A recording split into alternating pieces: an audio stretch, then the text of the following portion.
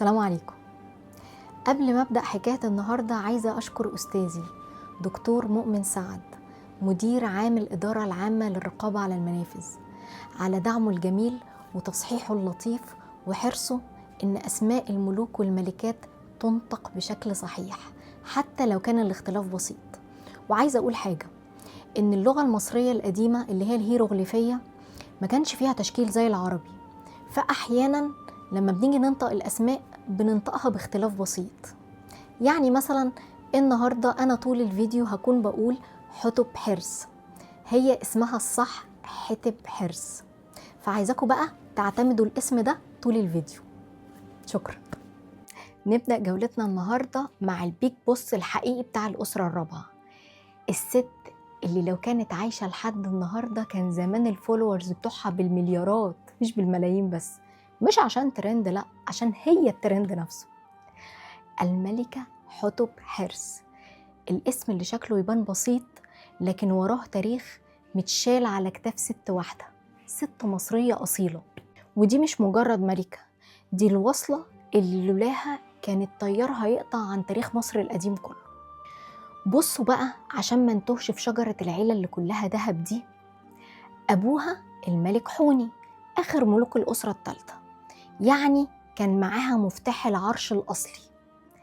جوزها الملك سنفرو اللي قعد يجرب في الأهرامات كأنه بيجرب فلتر على الإنستا، مرة مايل مرة مكسور لحد ما ظبطها. ابنها الملك خوفو اللي بنى الهرم وقال للعالم كله أنا بابا يلا. الخلاصة حتب حرص هي اللي نقلت العفش من الأسرة الثالثة للأسرة الرابعة، كانت هي الضمان الملكي، الباور بانك اللي شحن حكم سنفرو وخلاه يقعد على العرش وهو مطمن.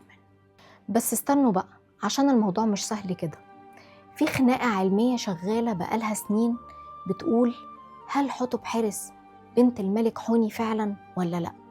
وهنا يدخل على الخط دكتور زاهي حواس ببرنته الجميلة ويقولك لأ، حتب حرص بنت الملك حوني فعلا قولا وموضوعا. ليه؟ لأن لقبها ابنة الإله ده ما يتقالش كده وخلاص، مش أي حد بياخده. يعني ببساطة هي مش بس بنت ملك، لأ دي الشرعية نفسها. وجوازها من سنفرو ما كانش قصة حب، دي صفقة سياسية على مستوى دولة. سنفرو قالك بدل ما ألف وادور أخش الباب الملكي من بابه وخلاص. يعني هي كانت جواز السفر والدم النقي، التأشيرة اللي عدت سنفرو للحكم، ولولاها ما كانش هيبقى فيه أسرة رابعة ولا خوفو ولا هرم أكبر. طيب بقى، هل ده يفسر ليه خوفو ابنها كان بيقدسها لدرجة إنه بنالها مخبأ سري جنب هرمه؟ هل خوفو كان ابن أمه بزيادة وكان بيحبها قوي، ولا كان بيأمن مستقبله السياسي؟ طيب إحنا عرفنا مين هي حتب حرص. السؤال الحقيقي بقى، الست دي كانت بتعمل إيه فعليا جوه القصر؟ لو انتوا فاكرين إنها كانت بتعمل باديكير وتحط ماسكات وهي قاعدة بتتفرج على النيل، فانتوا كده لسه ما تعرفوش حتب حرص. الست دي كانت وزير الداخلية الفعلي في عهد سنفرو. جوزها كان شوية هنا وشوية هناك، يبني هرم في دهشور، يروح سينا، يعمل حملة على النوبة، ما كانش فاضي. فكانت هي اللي شايلة البلد داخليا، تظبط القصر، تستقبل وفود، تنظم البروتوكول. باختصار سنفرو كان CEO وهي كانت النظام كله اللي مش باين. وده مش لأنها بس مرات سنفرو، لأ، لأنها بنت ملوك وعارفة اللعبة ماشية ازاي، يمكن أكتر منه كمان.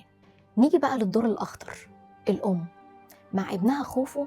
ما كانتش تربية عادية خالص، دي كانت صناعة ملك. الموضوع ما كانش أكل وشرب بس، دي غرزت فيه فكرة العظمة، ازاي يكون لك هيبة، ازاي تسيطر. وشوف خوفو بجبروته وهيبته كان بيعمل لأمه ألف حساب. وطبعا ما ننساش بيت السلايف، سنفرو كان له زوجات كتير وأولاد كتير، بس حتب حرص عرفت تلعبها صح وحافظت على مكانة ابنها وخلته ولي العهد ومن غير خناقة. يعني بالعربي كده الست دي كانت ماسكة البيت والبلد بصباحها الصغير. ومش بس كده، دي خرجت جيل كامل من العباقرة، أمراء بقوا وزراء ومهندسين زي حمقيونو اللي شارك في أعظم مشروع في التاريخ. بس السؤال بقى، ازاي ست بالقوة والسيطرة دي تعمل كل ده من غير ما تضيع شياكتها؟ قبل ما ندخل على القبر بتاعها والأسرار التقيلة لازم نعدي على شياكة حتشبسut. الست دي يا جماعة لو كانت عايشة لحد النهاردة كان زمانها مسيطرة على فاشن التيك توك، والبراندات العالمية كانوا يستأذنوا منها قبل ما ينزلوا كوليكشن. لقوا عندها 20 غويشة فضة، وبالمناسبة الفضة أيامها كانت أغلى من الذهب بكتير، يعني كانت لابسة في إيديها ميزانية دولة. الأساور دي كانت متزينة بفراشات من اللازورد والفيروز، شغل دقيق جدا لدرجة أي براند في باريس لو شافه هيقولك احنا لسه بنتعلم. نيجي بقى للعفش، وده بقى قصة لوحده. حتشبسut كان عندها واحد من أقدم نماذج العفش في التاريخ، كرسي مذهب متزين بزهر اللوتس، سرير بستاير وناموسية بيتفك ويتركب، بتنقله معاها كل مكان، تروح دهشور تاخده، تنزل الفيوم تاخده، كان بيتنقل معاها في كل حتة. ده قبل ايكيا ب 4500 سنة على فكرة. ده غير المرايات النحاس اللي بتلمع زي الذهب، وعلب المرمر اللي فيها زيوت طبيعية، وكريمات العناية بالبشرة. الشياكة دي ما كانتش رفاهية، دي كانت رسالة واضحة للعالم بنقول فيها احنا مش ملوك قوة بس، احنا ملوك ذوق ورفاهية وفن كمان.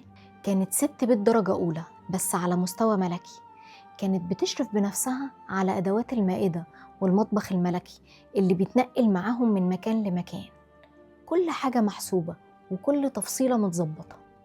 يعني مش بس ملكة، دي كانت الدينامو بتاع القصر كله، والوحيدة اللي معاها تصريح الدخول على الملك في أي وقت. يعني بالعربي كده كانت الناطق الرسمي وآخر كلمة في العيلة الملكة.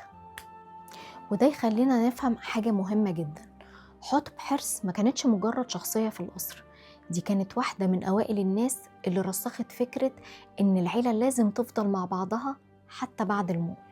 قبلها كان الملك ممكن يدفن لوحده، بعدها بدأ يظهر مفهوم المجمع الجنائزي، إن المقبرة تبقى قريبة في حضن الهرم وسط العيلة.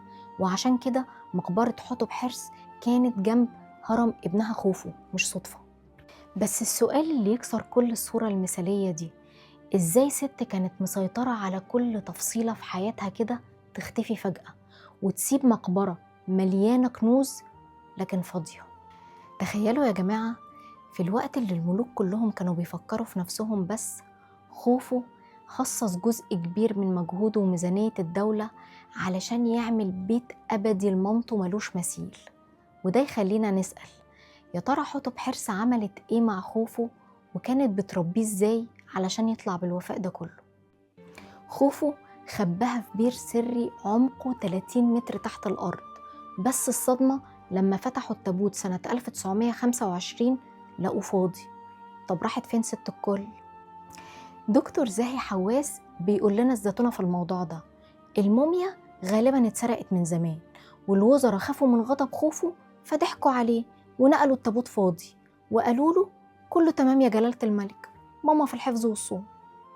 يعني خوفو عاش ومات وهو مفكر ان ماما جنبه، ودي كانت اكبر عملية تغطية في التاريخ. تفتكروا بقى خوفو ما كانش يعرف ولا كان عارف وعامل نفسه نايم؟ اكتبولي في الكومنتات وقولولي تحبوا نتكلم عن مين الفيديو الجاي. سلام يا ملوك.